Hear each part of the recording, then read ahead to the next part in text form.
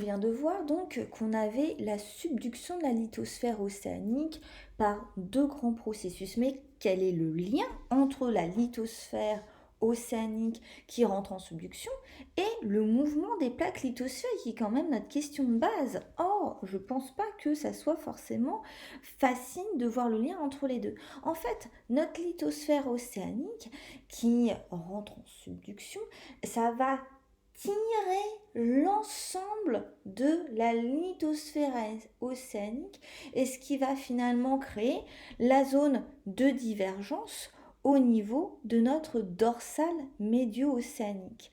Et donc ça va engendrer finalement une zone, un fossé si vous voulez, où on peut avoir la mise en place de la future lithosphère océanique qui est donc créée au niveau de la dorsale.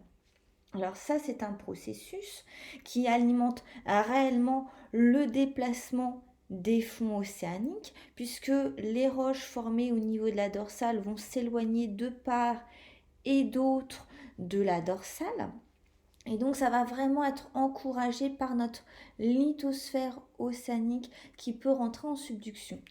Or, ici, au niveau de là où je vous ai pris la coupe topographique, donc ça veut dire des reliefs allant de l'Amérique du Sud à l'Afrique, eh ben on n'a pas de zone de subduction. Finalement, ça correspond à une marche passive entre la croûte continentale ici et là et la croûte océanique qui est ici. Alors, finalement, ça veut dire que les fonds océaniques sont relativement jeune. En tout cas, le processus ne va pas permettre l'enfoncement de la lithosphère océanique dans la sténosphère. Donc à ce moment-là, et uniquement à ce moment-là, c'est uniquement la dorsale médio-océanique qui va être responsable du mouvement des fonds océaniques d'une part et d'autre de la dorsale. On a donc ici la coupe topographique allant de l'Amérique du Sud à l'Afrique. On peut voir au milieu de l'océan Atlantique une remontée du fond marin. On a la dorsale médio-atlantique, c'est-à-dire un alignement de volcans au milieu de l'océan, c'est une dorsale, responsable de la formation du fond marin et donc de la croûte océanique formée de basalte et de gabbro. Ce que je vous propose dans l'activité 2B, le magmatisme au niveau des dorsales, c'est de savoir finalement, certes, nous avons vu ensemble, et on le revoit ici, qu'au niveau de la dorsale, on a la formation de basalte et de gabbro. Et bien, comment ça se passe exactement? Nous allons voir ici quelles sont les conditions qui permettent la formation du magma grâce à ce texte et à ce graphique. Nous voyons que les études de la chimie de la Terre montrent que des péridotites sont à l'origine du magma. Donc le magma, c'est un matériau fondu issu de la fusion partielle de la péridotite, dont le refroidissement va permettre la production de basalte et de gabbro. À partir des diverses données, les géologues ont réussi à modéliser l'évolution de la température estimée de la Terre en fonction de la profondeur. C'est ce qu'on appelle le géotherme qu'on a déjà vu lors d'un thème précédent. Donc ici en bleu, vous avez l'évolution de la profondeur, température, pression au niveau de la plaine abyssale, c'est-à-dire des fonds océaniques. Et ici, vous avez, en fonction de la profondeur et de la pression, l'évolution de la température à l'aplomb d'une dorsale. La fusion de la péridotite en laboratoire permet d'établir le graphique que l'on a ici, sur lequel on a superposé le géotherme sous la dorsale, donc en rouge, et le géotherme océanique en bleu. On vous demande d'expliquer les conditions qui permettent la formation du magma.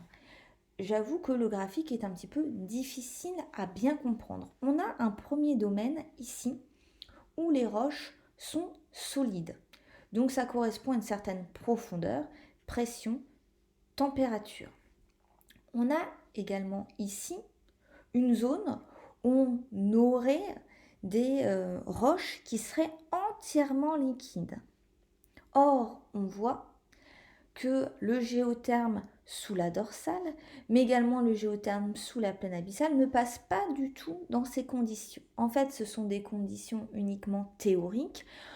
Dans la nature, aucune roche peut être entièrement liquide à cause de la pression, de la température et de la profondeur.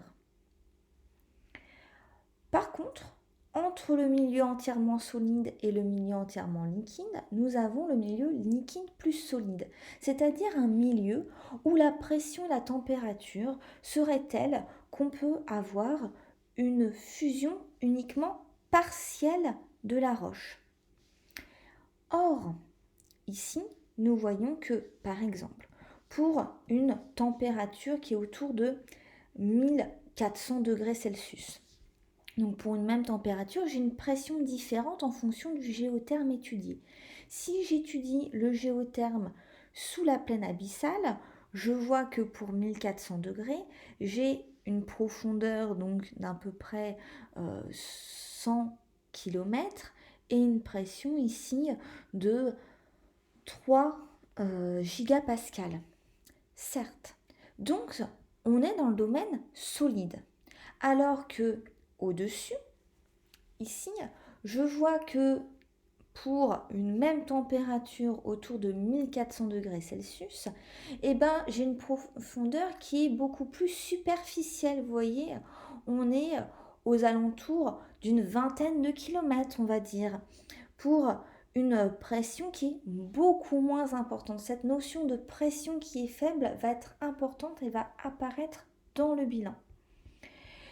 On voit donc qu'à l'aplomb des dorsales, on a des conditions qui permettent d'être dans le domaine liquide plus solide, c'est-à-dire d'être dans une fusion partielle. Ici, par rapport au trait que j'ai souligné, donc ça correspond à ce trait qui est ici, donc une fusion d'à peu près 10%.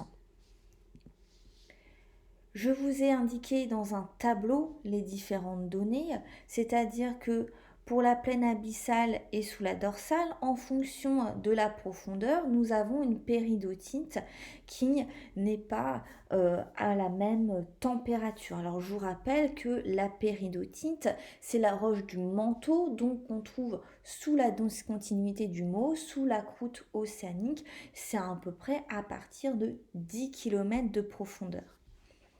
Or, la diminution de la pression à l'aplomb de la dorsale permet la fusion d'environ 10% de la péridotite et ça va former des petites gouttelettes de magma. Donc, sous la dorsale, les conditions vont enfin être réunies pour permettre la formation d'un magma basaltique qui va former donc le basalte en surface et le gabbro en profondeur à partir de la péridotite du manteau. Cette fusion est uniquement partielle. Il y a à peu près que 10% de la roche qui fond. Or, les minéraux qui composent la péridotite vont avoir des conditions de pression et de température qui font qu'ils vont fondre d'une manière différenciée. Il y a des minéraux qui vont fondre avant d'autres. Le plagioclase et le pyroxène qui composent la péridotite vont davantage fondre que l'olivine et c'est pour ça qu'on ne retrouve pas d'olivine ou en quantité extrêmement faible à l'intérieur du basalte et du gabbro. C'est-à-dire que dans cette zone-là, extrêmement précise, il peut y avoir fusion de la péridotite engendrant des roches de la croûte océanique, basalte et gabbro. Donc vous voyez bien qu'il faut des conditions extrêmement précises pour pouvoir arriver à la formation de la croûte océanique et c'est que uniquement au niveau des dorsales que ces conditions sont réunies et donc qu'on a bien la formation de la croûte océanique au niveau de la dorsale. Or, quel va être le lien entre la formation de la croûte océanique au niveau de la dorsale et le mouvement des plaques lithosphériques? On a vu tout à l'heure que grâce à des mouvements de subduction, on allait créer un orifice entre les deux plaques qui se sont écartées. Ça correspond au lieu de la dorsale. On va avoir un phénomène où la pression est faible, on appelle ça un phénomène de décompression, entraînant la fusion partielle de la péridotite qui va ainsi combler finalement l'orifice créé à ce niveau-là et donc engendrant également, grâce à un phénomène de poussée au niveau de la dorsale, le mouvement des plaques de part et d'autre de la dorsale. Attention, ce mouvement créé à ce niveau-là, grâce à la poussée au niveau de la dorsale, ça représente à peu près uniquement seulement 10% des forces qui expliquent le mouvement. 90% des forces qui expliquent le mouvement des plaques lithosphériques, c'est ce qu'on a vu précédemment lors de l'activité 2A, c'est-à-dire que c'est la subduction qui va tirer l'ensemble de ma lithosphère océanique. Si on étudie les conditions de la fusion partielle de la péridotique et les processus qui vont amener à la formation de la croûte océanique, ce qu'on peut voir en premier, c'est qu'il y a un phénomène de divergence. Donc ce phénomène de divergence grâce à la subduction qui va créer une remontée des péridotites qui sont en profondeur vers une zone qui est plus superficielle. Et à ce moment-là, les roches vont rencontrer des conditions de pression et de température locale qui sont supérieures aux conditions nécessaires à leur fusion. Et donc, ça va permettre la rentrée de ces péridotites dans une zone de fusion partielle. À ce moment-là, ça permet de former des petites gouttelettes de magma qui sont représentées ici. Donc, tout à l'heure, nous avons vu que le plagioclase et le pyroxène ont des conditions de température plus faibles pour pouvoir se rentrer en fusion. Donc, vraiment, les gouttelettes de magma vont être riches dans les composés, dans les atomes permettant de rentrer dans la composition de ces deux minéraux. Alors que, vu que l'olivine a beaucoup plus de difficultés à fondre, et ben on va avoir des résidus de roches de péridotite qui vont être enrichis en olivine et donc qui vont rester en profondeur. Ensuite, on va avoir ces petites gouttes qui vont pouvoir remonter et stocker dans une chambre magmatique. En fonction de la cristallisation, si la cristallisation, le refroidissement est lent dans ces cas-là, ça va permettre de former le gabbro en profondeur, une roche grenue. Et si la cristallisation elle est rapide à la surface, et ben ça permet la formation du basalte qui compose les fonds océaniques. On peut donc indiquer dans le bilan 2B que la nouvelle lithosphère va se mettre en place grâce à l'apport de magma mantélique et que ces magmas mantéliques vont être à l'origine d'une nouvelle croûte océanique grâce à la cristallisation du gabbro puis du basalte. Ce magmatisme à l'aplomb des dorsales va s'expliquer par la décompression du manteau, c'est-à-dire que pour une température élevée, nous avons une pression qui est faible.